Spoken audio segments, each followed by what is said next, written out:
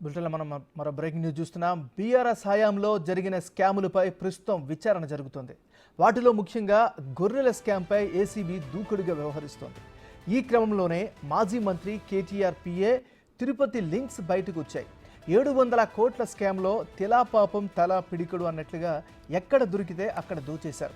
మంత్రి తలసాని ఓఎస్డీగా చేసిన కళ్యాణ్ కుమార్, అప్పటి సీఈఓ రామచందర్ అరెస్టు తర్వాత కొత్త పేర్లు తెరపైకి వస్తున్నాయి. కళ్యాణ్ కుమార్ డేటా లిస్టులో తిరుపతి పేరు ఉండడం కేటీఆర్ వర్గాన్ని కలవరపెడుతోంది. సిరిసిల్ల జిల్లాకు చెందిన రాజు అనే కాంట్రాక్టర్కు అప్పగించడంలో తిరుపతి పాత్ర చాలా ఉందని ఏసీబీ అధికారులు డేటా సేకరించారు. అయితే డబ్బులు ఎంత చేతులు మారాయి? ఒక్క సిరిసిల్లలోనే వేలు పెట్టాడా? తన సొంత జిల్లా అయిన జగిత్యాలలో కూడా స్కామ్కు సహకరించాడా అనేది అధికారులు ఆరా తీస్తున్నారు. మొత్తం ₹1 కోటికి పైగా అవకతవకలు జరిగినట్లు తెలుస్తోంది. అయితే ఆ లబ్ధిదారుల వివరాలు, అడ్రస్, ఫోన్ నెంబర్తో పాటు బ్యాంకు ఖాతాలను పరిశీలిస్తున్నారు.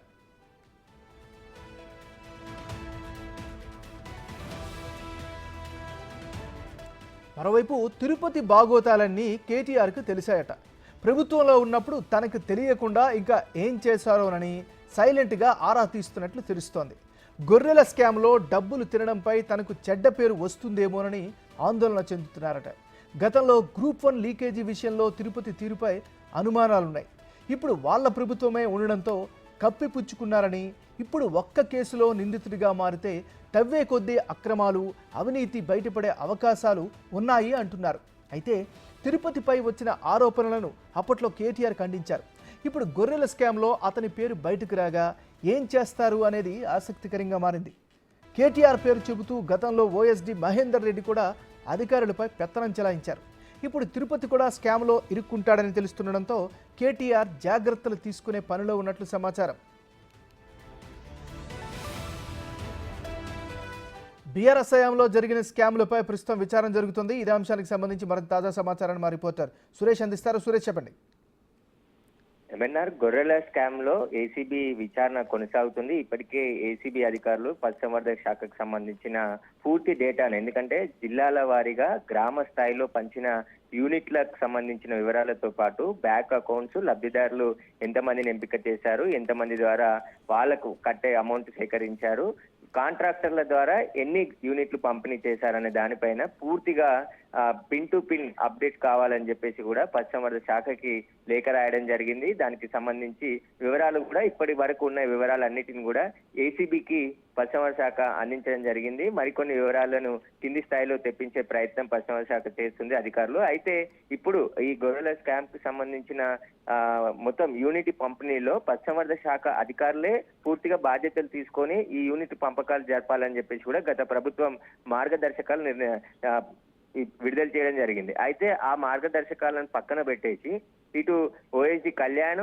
రామచందర్ ఇద్దరు కూడా కింది స్థాయి అధికారులందరికీ కూడా కొత్తగా కాంట్రాక్టర్లు ఎంటర్ అవుతున్నారు. కాంట్రాక్టర్లకి చెప్పిన విధంగా పనులు చేయాలని చెప్పేసి కూడా ముందుగా మొయిదుద్దీన్ అనే కాంట్రాక్టర్ ని ఎంటర్ చేశారు. ఆయన లోలోన కంపెనీ పేరుతో గొర్రెల యూనిట్ల పంపిణీకి సంబంధించి ఆ ప్రక్రియ ప్రారంభించాడు. అందులోనే అతనే ఒక ₹2 కోట్ల స్కామ్ కి పాల్పడ్డట్టు ఏసీబీ గుర్తించింది. ఆ బినామీ ఖాతాలన్నిటిని కూడా సీజ్ చేయడం జరిగింది. ఎక్కడెక్కడ డబ్బులు మళ్ళాయని చెప్పేసి కూడా విచారణలో తేలింది. అది దర్యాప్తు కొనసాగుతుంది. మొయినుద్దీన్ ఇంకా పరారులో ఉన్నారు. అందులో భాగంగానే ఇప్పుడు మొత్తం మొయినుద్దీనే కాదు, మొయినుద్దీన్ తో పాటు ఒక 15 మంది కాంట్రాక్టర్లు ఈ గొర్రెల స్కీమ్ లో ఎంటర్ అయిపోయి వాళ్ళు అధికారులు చేయాల్సిన పనులన్నీ కూడా కాంట్రాక్టర్లు చేసి లబ్ధిదారులకి గొర్రెల యూనిట్లు పంపిణీ చేస్తున్నామని చెప్పేసి కూడా కొన్ని చోట్ల లబ్ధిదారులకు ఇవ్వకుండానే ఇచ్చినట్టు చూపించి ఒక యూనిట్ నే 10 మంది నుంచి 20 మందికి సర్క్యులేట్ చేసినట్టుగా ఏసీబీ అధికారులు గుర్తించారు. అందులో భాగంగానే భారీ మొత్తంలో స్కామ్ జరిగింది. ఇప్పటి వరకు 700 కోట్లు అన్నారు, కానీ 700 కోట్లకు పైబడి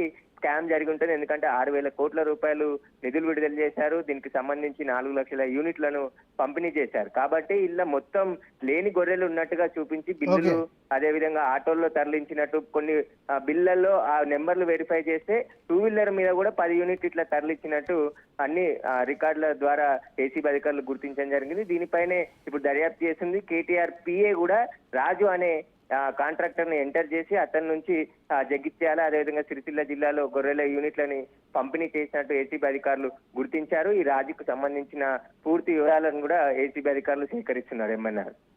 థ్యాంక్ యూ సురేష్.